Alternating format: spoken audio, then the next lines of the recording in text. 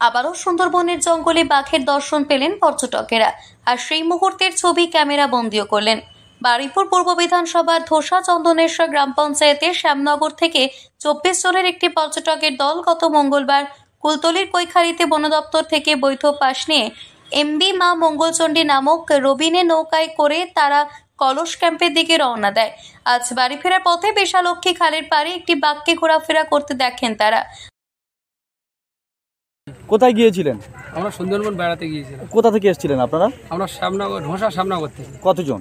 27 জন ছিলাম। এখান থেকে ঘাট থেকে কবে গিয়েছিলেন? আমরা গিয়েছিলাম 4 তারিখে, 3 তারিখে। 3 তারিখে গিয়েছেন।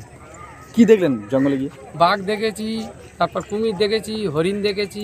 কখন দেখলেন বাঘ? বাঘ আজকে দেখেছি আসার পথে। বিশালক্ষী। কোন জায়গায় জানা আছে? বিশালক্ষী খাল। বিশালক্ষী খাল। আর নৌকা কাছে আসতে তাদের চোখের সামনে সদস্য দেখতে পায় রয়্যাল বেঙ্গল টাইগার, আর তা দেখে আনন্দে আত্মহারা হয়ে পড়ে ওই পর্যটকের দল। সঙ্গে সঙ্গে তারা আর দেরি না করে নিজেদের কাছে থাকা ফোনে ক্যামেরা বন্দি করে ফেলে পর্যটকের দল। এই বাঘ দেখে উৎসাহিত পর্যটক দলের সাথে পর্যটন ব্যবসার সঙ্গে যুক্ত মানুষজন। কি নাম আপনার? ওবায়দুল্লাহ গাজী।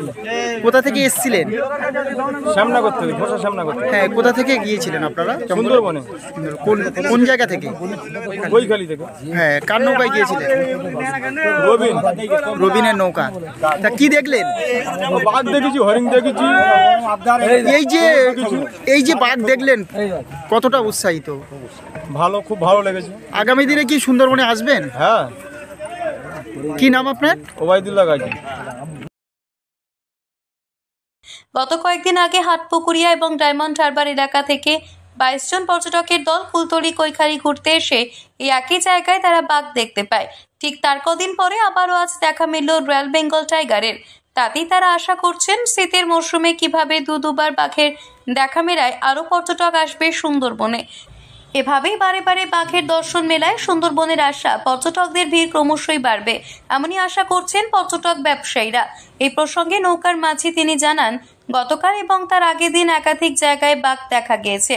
বাঘ দেখা পর্যটকরা জানান পর্যটকদের নিরাশ করছে না। এই শীতের শুরুতে বাঘমামা দেখতে পাওয়া সত্যি ভাগ্যের ব্যাপার, কারণ এর আগেও আমরা সুন্দরবনে ঘুরতে এসেছি, কিন্তু এভাবে এত কাছ থেকে বাঘের দেখা পাবো তা ভেবে উঠতে পারিনি।